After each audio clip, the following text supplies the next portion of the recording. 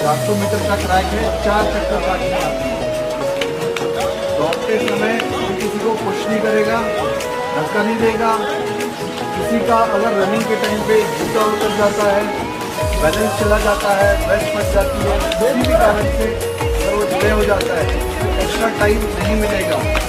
Group 1 में आने के लिए 5 मिनट से 5 मिनट 30 सेकेंड समय है।